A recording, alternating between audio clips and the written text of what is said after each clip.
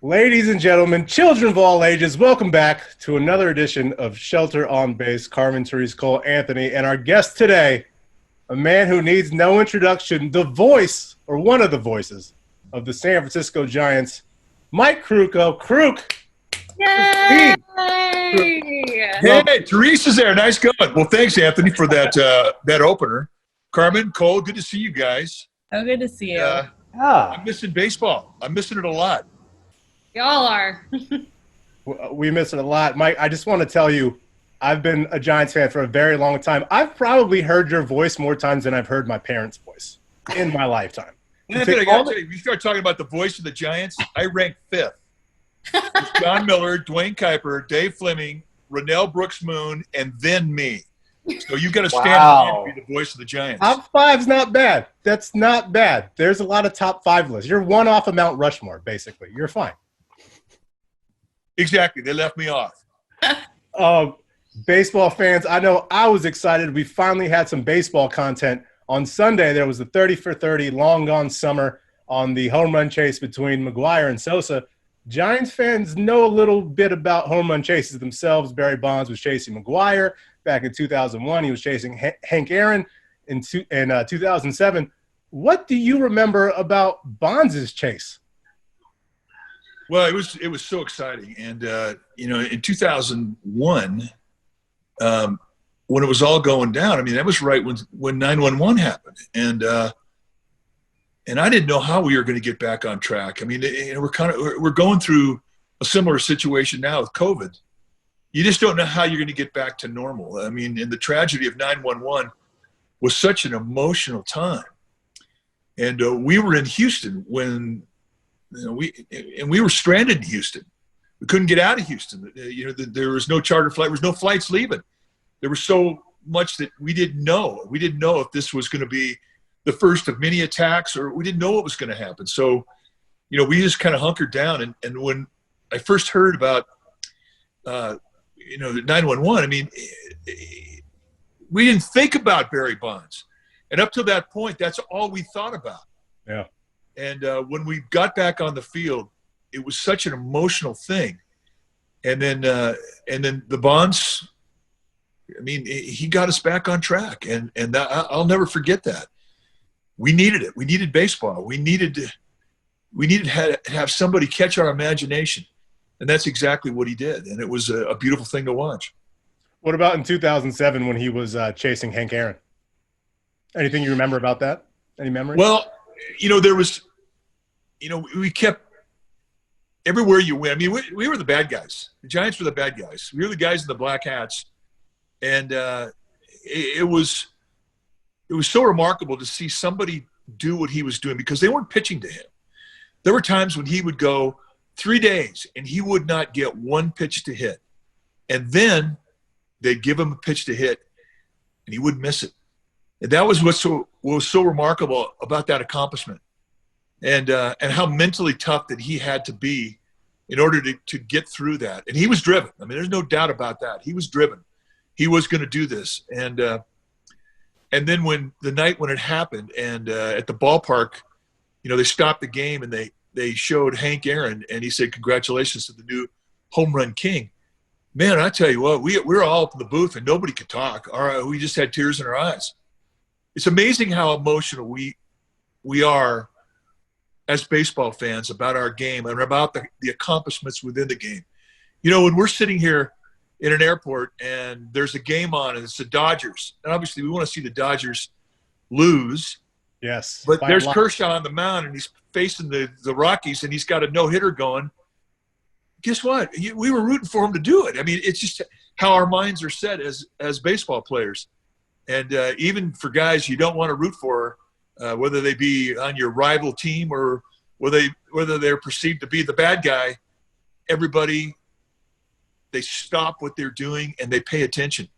And I think that's what binds us all together. And I love that bond with all of our baseball fans. Barry Bonds, he was the Bond, and in 2001 he was the Bond through much of his career. Controversial, obviously, but we got to watch them all, and man, I tell you what, it was fun. It was exciting, and we'll never see it again. Absolutely. Yeah, I get what you're saying about that bond right now. I mean, I would kill to just watch a Dodgers-Rockies game. Doesn't have to be Giants.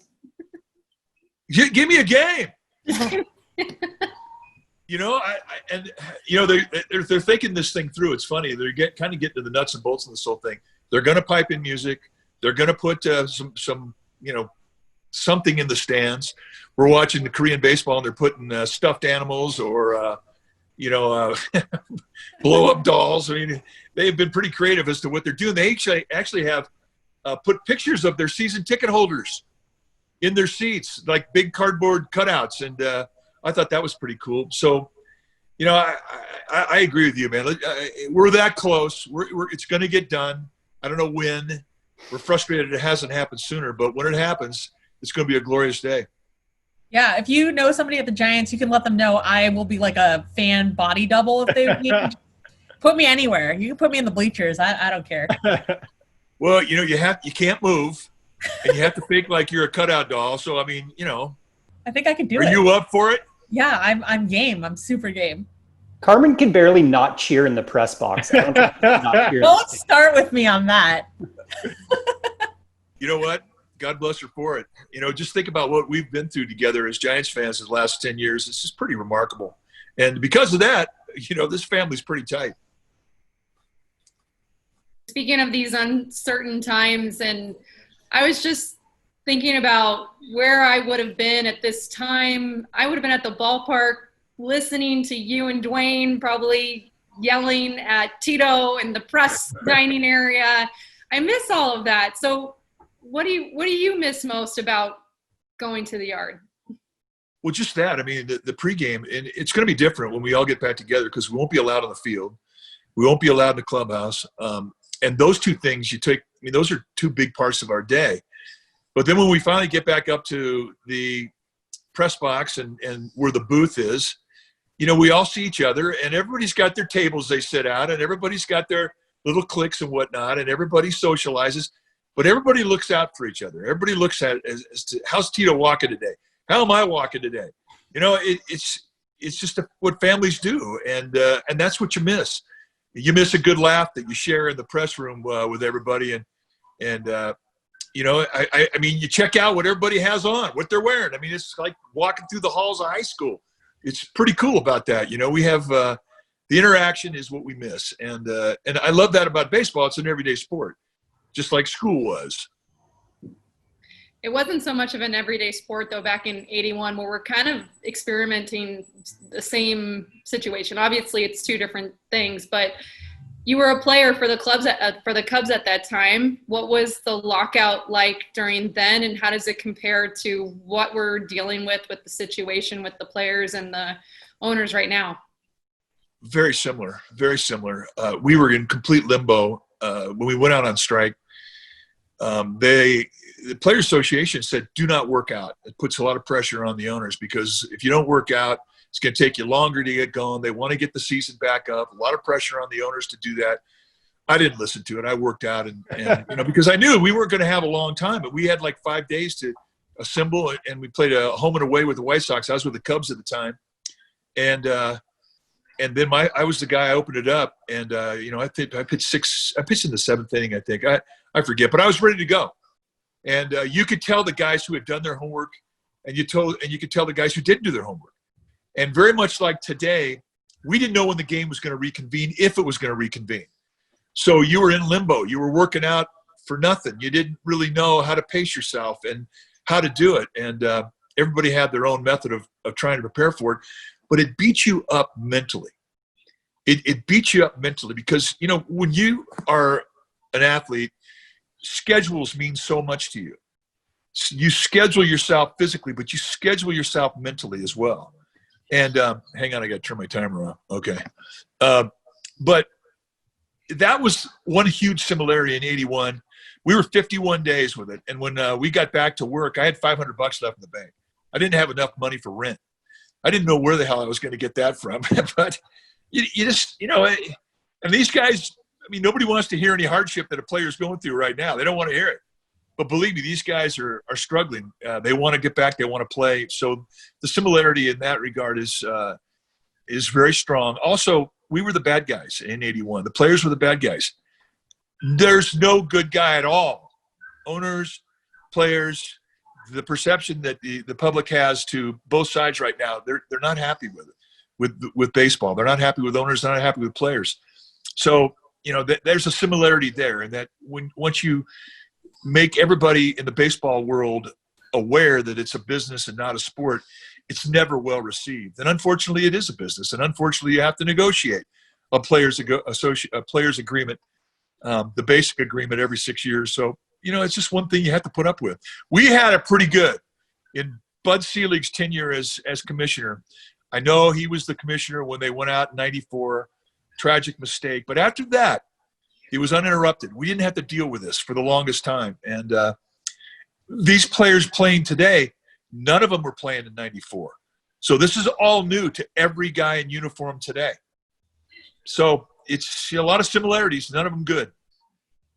Yeah, well, one thing that, we might not be able to count on a season this year, but one thing you can always count on is your partner, Duane Kuiper. And he's got a very special milestone coming up. He's turning 70 years young, right? And, there we go. Nice save. 70 years young. And, I think the relationship y'all have together is special to you guys, but almost even more special, I feel like, to the fans. Absolutely. Fans love seeing you guys together. They love understanding the special bond y'all have. And I guess, the question I would like to ask is, what is your favorite Duane Kuiper story? Well, oh my God, where do I start? I'll tell you the story that I told today, and I sent it to Cole and Dannon for the birthday party tomorrow. Should I tell that story, Cole? Go for it. Let's do it. Well, it's the one that's, it was like 10 or 15 years ago. You have to know that Duane and his brother Jeff, who's our producer, the first thing that they look for when there's I should save this for tomorrow. I should save it for tomorrow. You guys have some good ones. You guys rollerblading through away seat. Well, the banjo story. All right, we'll talk about rollerblading. Let's go. Kai comes up with rollerblades. He says, you got to do rollerblades. I go, 48 years old. I don't need to be doing rollerblades. He goes, no, it's easy. Yeah, I can do it. So we go into Chicago, and we're looking at all the people on Lakeshore Drive, and they're all rollerblading. And it looks like it's unbelievable fun. So it's like, I used to roller skate. I can do that. Skateboard. Yeah, I can do this. So we go out, 9:30, wake up. We go out. We go to Sports Authority, and I get a pair of rollerblades. And from there, we went right to, and this hook said 9:45. We were strapping them on right there at Lakeshore Drive. And 9:55, I'm laying face down with a broken rib on the sidewalk there along Lakeshore Drive. I took a fall. I couldn't even get my hands down in time. So Kuip, he got me back up. Now we're turning back, and we got to go back. And you got to rollerblade back. There's no cab that can pick you up on the path there on Lakeshore Drive. And I'm just scuffling. I can hardly breathe. So I get back, and I'm miserable, and I just vow that, I'm never doing this again. Well, we have to go to the bus. We got a game that night. So I get on the bus, and I'm just, it's tough to breathe and whatnot. We get in the bus, and we're going down Lakeshore Drive, and we go right by the spot where I fell. And Duane Kuiper had taken tape, and he did a homicide tape body right where I went down on the path. And that's what everybody on the team saw. And everybody knew that I had made a fool of myself on the skateboard path in Chicago. And now it doesn't end there, because that was 15 years ago. Every year that we went by that spot on Chicago, he went back out and re-put the tape on there just so I would be reminded. Cole, I'm starting to see where you get your charming personality from, where you love to make fun of us all the time. Yeah. Well, he's such a hemorrhoid. But that's why I love him. That's why he's just he makes me laugh hard every day. By the way, I did learn how to rollerblade, and that's one thing we did. We took a suitcase with us for like 5 years, an extra suitcase, and in it and all of our rollerblade stuff. We'd do Central Park in New York. Up in Montreal, they had a great path that was alongside a river for 20 kilometers. And it was just so cool. So, I mean, we had our own spots. Milwaukee had a great venue. Every town did. So it became a big part of our lives. But I'll never forget my partner, who will never let me forget that I was not a good rollerblader on day one. Fantastic. That's an awesome story. I can't story. stop picturing Dwayne on rollerblades, and it's really just making my whole day, to be honest. We'll bring that back. Carmen, that's why we call him Smoothie. He was doing figure eights, and he looked like he looked like he was on the ice capades. I mean, he looked like an Olympic skater. That pissed me off because I never got as good as him. So you think he set you up so you could look really bad and he could just be Smoothie? Oh no, he practiced for at least a month before he dropped it out on me. You know, he was not ever going to look like he was an A-ball guy. He was going to look like a big leaguer when he got on him. Me, I had to look like the A-ball guy. Oh yeah, he used to bomb down our hill we lived on, and rather than hit the brakes, he'd just dive into someone's lawn, and you'd see like muddy body prints as you drove down our hill. Well, that was his whole signature as a player. I mean, he played baseball Laid at out. second base, and he dove every night. He would dive for foul balls in the stands. That's hilarious. So the second question I wanted to ask you about Dwayne, and maybe you got him rollerblades for a gift at some point, but I just want to know what's the best thing you've ever gotten Dwayne for his birthday?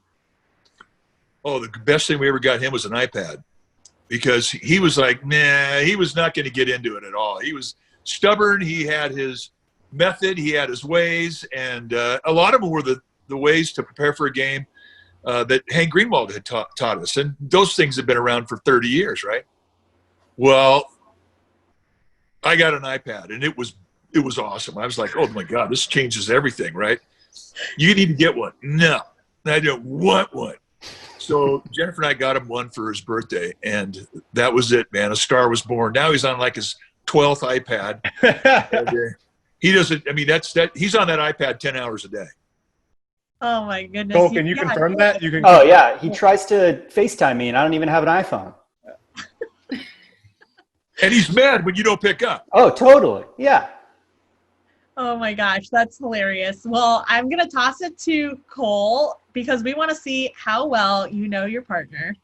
Yeah, we're gonna play a quick newlywed game style little fun activity. Mike, I asked my dad a bunch of questions about you, and I want you to guess what his answer was. Does that make sense? Yeah.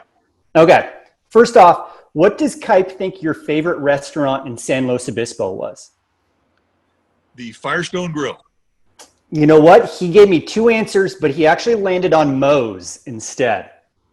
Well, I said Firestone Grill because I know that's your favorite. That is my favorite, correct. But Moe's is tough to beat. Now, they have Krukow chips at Moe's. They do. You got an item on the menu named after you. What? What kind of chips are they? Well, the guy who was my dear friend, Larry Kowalski, who was an enormous Giants fan, he opened up Moe's. And when we, as a team, went into Cincinnati every year, one of the places we used to go to was Montgomery Inn. And they would they'd make their own potato chips, deep fry them, and then they had their sauce for the potato chips. They're the best potato chips I've ever had. So I just told him about this. And I come back to, he come on into the restaurant. I went back there like 2 days later, and he wanted me to taste them. And they were like, oh my God, these are better than Montgomery Inn. And they're still there. Larry passed away, unfortunately, but the chips live. And Moe's, as far as I know, is going strong. That's right. All right, question 2. What does Dwayne Kuiper think your favorite road trip is? What city? My favorite road trip? Yeah. Oh my God. That's a tough question. Because if I don't say Milwaukee, he's going to hate me. He didn't go with Milwaukee. Okay. Well, then it's got to be Chicago. It is Chicago. Good answer. And he Even didn't with even the mention tape? the rollerblades. Even with the homicide tape, it's still your favorite? Well, I got to play in Chicago, and I had never lived in the Midwest. I didn't have any idea what the Midwest was all about.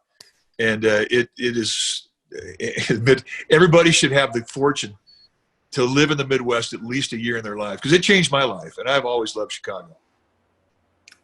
Question 3. What does Kuip think your favorite away press box food is? What stadium? Philadelphia. Philly it is. Frankie Two Scoops? Oh, Well, Frankie Two Skips was a guy that did served ice cream, but they had this guy who, for whatever reason, man, he had this wound. I don't even know what it was, but he had like this gauze pad that he put on his head every day. This is for 4 years.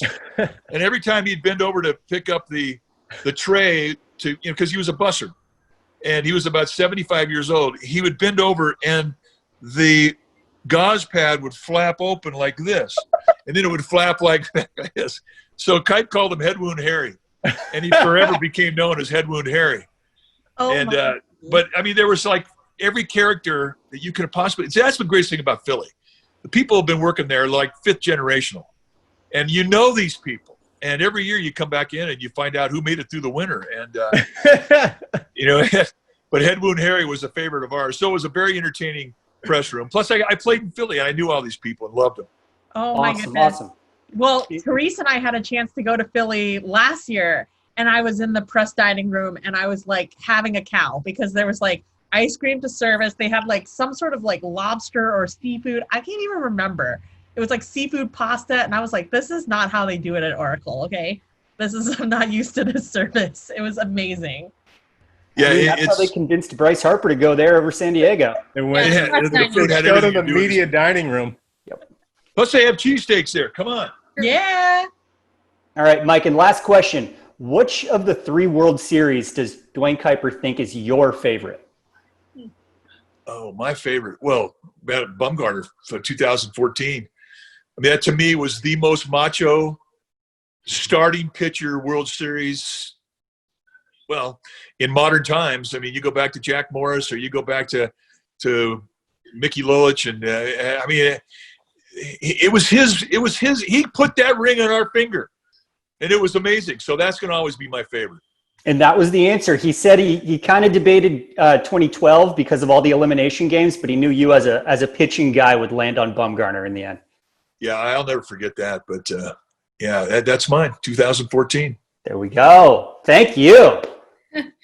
Sounds like to me you guys won the newlywed game. So congratulations. You guys are I partners. think you guys did better than Pablo and Hunter, because we did this with Pablo too. So apparently you guys are more. We've been together for 40 years, so a little bit different. We have an edge. That's true. I hope to one day know my wife as well as you know Kite, but I don't think I'm going to get there. I don't think I'm ever. Well, he's my road wife, and, but I do insist that he cut his toenails. It's starting to wear me out a little bit. Because he tells everybody we spoon. It Hell scratches. Yeah. But hey, listen, I got to go check I got something. I can smell it's burning. Do your thing. We're done. Thank you so much for joining us. We really appreciate your time, and hopefully we'll be able to hear your voice soon when baseball comes back. Yeah, We're going to be back soon, you guys. Thanks for having me, and love to all. You're the best. Thanks for joining us. Thank you. See you, Krukow. See you guys.